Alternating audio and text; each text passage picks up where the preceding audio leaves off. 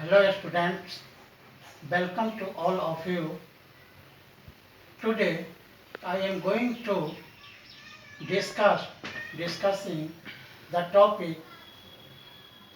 Public Service Commission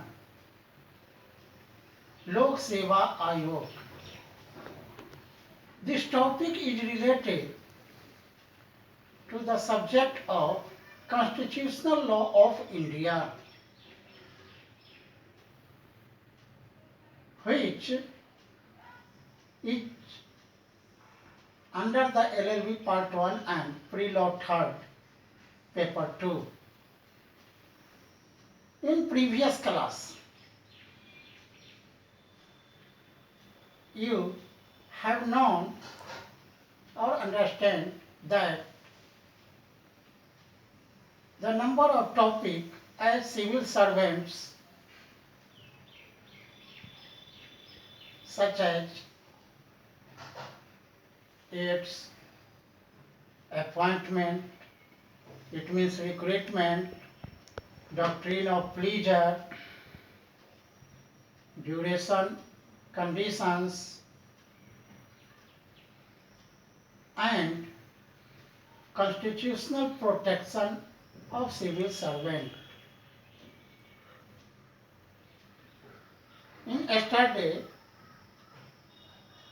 we discussed the All India services. It means कि all India services Akhil Bharatiya सेवा पर भी चर्चा किए थे। कहने का तात्पर्य कि हम सब आज जो एक नए चैप्टर, एक नए टॉपिक पर चर्चा करेंगे वह पब्लिक सर्विस कमीशन पर है। इससे पहले जैसा कि अभी मैंने आप सबों को बताया कि पीछे मैं जो सिविल सर्वेंट लोक सेवकों के विषय में भिन्न भिन्न आयामों पर मैंने बताने का प्रयास किया, लेकिन आज है पब्लिक सर्विस कमीशन। जैसा कि आप सब जानते हैं कि बहुत से प्रतियोगिताएं परीक्षा पब्लिक सर्विस कमीशन के द्वारा आयोजित किया जाता है, जैसे केंद्रीय स्तर पर संघ लोक सेवा आयोग, जिसको हम यूनियन पब्लिक सर्विस कमीशन कहते हैं। उसी तरह राज्य स्तर पर पब्लिक सर्विस कमीशन, जैसे बिहार में Bihar public service commission, Bihar लोक सेवा आयोग है। इसलिए आप सबों को यह जानना अनिवार्य है कि लोक सेवा आयोग का कॉन्स्टिट्यूशन अर्थात गठन किस प्रकार से होता है, उसके सदस्यों की नियुक्ति तथा उसके पदावधि कैसी है, साथ ही साथ उसके ड्यूरेशन ऑफ पीरियड या रिमूवल की प्रक्रिया क्या है। तो आज हम सब लोक सेवा आयोग के गठन, अपॉइंटमेंट्स, पदावधि और उसके ड्यूरेशन ऑफ टर्म और साथ ही साथ उसके रिमूवल, हटाने की प्रक्रिया के विषय में चर्चा करेंगे। मैं आप सबों को समझाने का प्रयास करूंगा, इसे शांतिपूर्वक समझेंगे। तो सबसे पहले भारतीय संविधान के अनुच्छेद 315(1) में उपबंधित है कि संघ तथा राज्य के लिए लोक सेवा आयोग होगा। इसी तरह अनुच्छेद 315 के पार्ट 2 में भी यह भी प्रावधान है कि 2 या 2 से अधिक राज्यों पर ज्वाइंट पब्लिक सर्विस कमीशन संयुक्त लोक सेवा आयोग भी बन सकता है। अर्थात यदि राज्यों के द्वारा प्रार्थना रिक्वेस्ट किया जाए कि राज्यों के द्वारा यदि रिक्वेस्ट पर पार्लियामेंट संसद संयुक्त लोक सेवा आयोग की स्थापना कर सकती है। इसके अलावा यदि किसी राज्य का राज्यपाल या संघ लोक सेवा आयोग से यानी किसी भी राज्य के गवर्नर संघ लोक सेवा आयोग पब्लिक सर्विस कमीशन से राज्य की आवश्यकताओं की पूर्ति के लिए कार्य करने का अनुरोध करे, रिक्वेस्ट करे,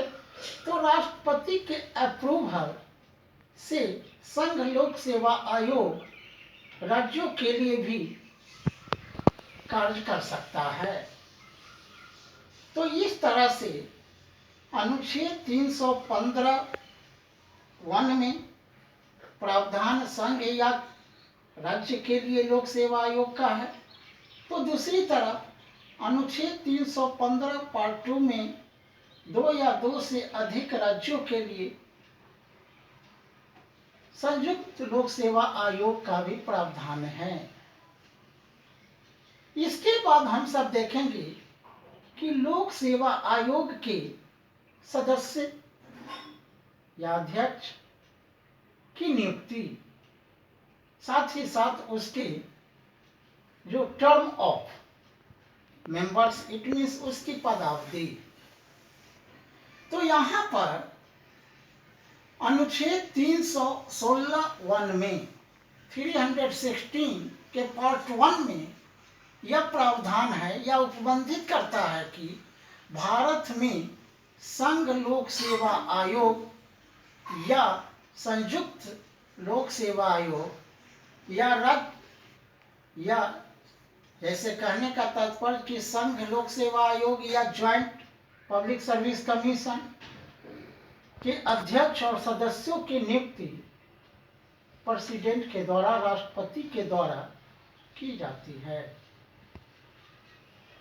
और उसी तरह राज्य लोक सेवा आयोग के अध्यक्ष एवं सदस्यों की नियुक्ति राज्यपाल के द्वारा की जाती है। किंतु प्रत्येक लोक सेवा आयोग के सदस्यों में से आधे के लगभग 50% सदस्य व सरकारी कर्मचारी अर्थात किसी सरकारी कार्य में करने वाले या सरकारी कार्य के पोस्ट पर रहने वाले व्यक्ति के लिए निर्देशित है। हाँ, आदेशित नहीं है, यह निर्देशित है। इसके अलावा आर्टिकल 318 जो लोक सेवा आयोग के कॉन्स्टिट्यूशन से संबंधित उपबंधों को उपबंधित करती है। तो according to 318 provides that in case of union commission or a joint commission, the president and in case of a state commission, the governor of the state may by regulations determine the number of the commission। मैं कहने का तात्पर्य कि अनुच्छेद 318 उपबंध लोक सेवा आयोग के संगठन के संदर्भ में है, उसके कॉन्स्टिट्यूशन के आलोक में है, जिसमें राष्ट्रपति और राज्यपाल यूपीएससी, ज्वाइंट पीएससी और स्टेट पीएससी पर रेगुलेशन और उसके सदस्यों की संख्या इत्यादि के कॉन्स्टिट्यूट करने का, कॉन्स्टिट्यूट अर्थात उसे बनाने का आदेश दे सकते हैं। तो इस तरह से आर्टिकल 360 और आर्टिकल 318 में भी लोक सेवा आयोग के अध्यक्ष सदस्यों के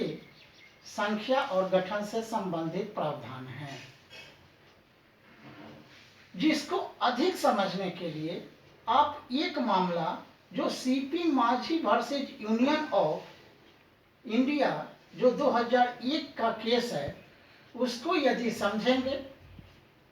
तो आपको एक स्पष्ट हो जाएगा, अर्थात आप अधिक ढंग से उसे विस्तृत रूप से समझेंगे। फिर नेक्स्ट है टर्म, कि यहाँ tenure of public service commission, tenure of public service commission और इट्स मेंबर्स। तो इसमें भी जो भारतीय संविधान के अनुच्छेद 316 पार्ट 2 में यह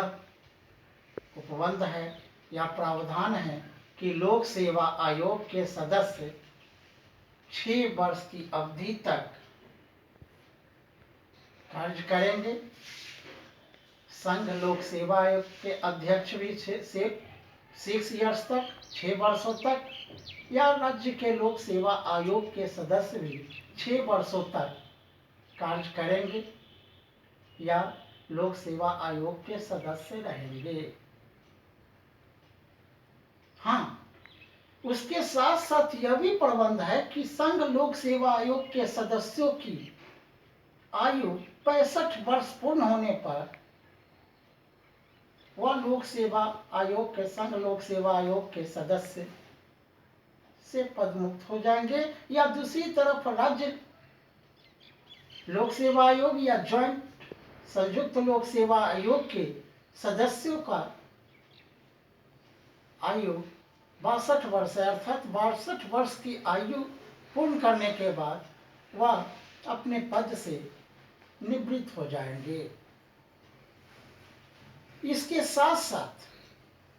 यदि वे 6 वर्ष के कार्य अवधि के बीच में यदि राष्ट्रपति चाहे तो उन्हें कार्य से हटा सकता है, लेकिन टर्म 6 इयर्स ही है। और उसके साथ साथ केंद्र के लोक सेवा आयोग के लिए 65 वर्ष और राज्य के लोक सेवा आयोग या संयुक्त लोक सेवा आयोग के लिए 62 वर्ष की सदस्यों की आयु निर्धारित है। इसके बाद हम लोग देखेंगे कि संघ लोक सेवा आयोग के सदस्य अध्यक्ष या राज्य लोक सेवा आयोग के सदस्य या अध्यक्ष को हटाने की क्या प्रोसेस है, क्या विधि है या रीति है। तो इस पर भी भारतीय संविधान के आर्टिकल 316 पार्ट 2 प्रोविजियो 2 क्लास 2 के ए में खंड क में के अंतर्गत केंद्रीय अथवा राज्य के लोक सेवा सदस्य के विषय में यह प्रावधान है कि वे स्वयं भी अपने पद से रिजाइन दे सकते हैं या त्याग पत्र दे सकते हैं। उसे उसके पद से दूसरा प्रावधान है जो कि ख में है, क ख ग में भी है, जो आर्टिकल 316 पार्ट 1 के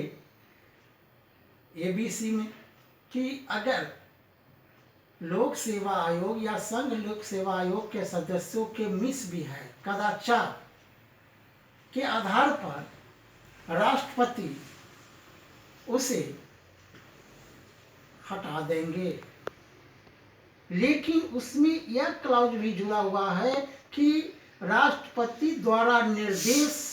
दिए जाने पर उच्चतम न्यायालय जो सुप्रीम कोर्ट है, उच्चतम न्यायालय के जांच के उपरांत, हमें उच्चतम न्यायालय के जांच रिपोर्ट मिलने के उपरांत राष्ट्रपति उन सदस्यों को मिसबिहेवियर अर्थात कदाचार के आरोप में हटा सकते हैं या हटाते हैं। इसके अलावा आर्टिकल 317 पार्ट 3 के अधीन राष्ट्रपति को के आदेश से बिना उच्चतम न्यायालय के, बिना सुप्रीम कोर्ट के रिपोर्ट के अप्रूवल पर भी लोक सेवा आयोग के सदस्य को हटाने का कुछ अधिकार प्राप्त है। जैसे यदि वह सदस्य दिवालिया न्याय निर्णय हो जाए, यानी न्यायपालिका के द्वारा दिवालिया घोषित वह सदस्य के होने पर, या दूसरा है कि उसके पदावधि के दौरान, उसकी ड्यूरेशन के दौरान कोई अन्य वैतनिक कार्य करता हो, वैतनिक नौकरी करता हो। और तीसरा है कि यदि राष्ट्रपति अवगत हो जाए कि वह सदस्य मानसिक या शारीरिक दुर्बलता के कारण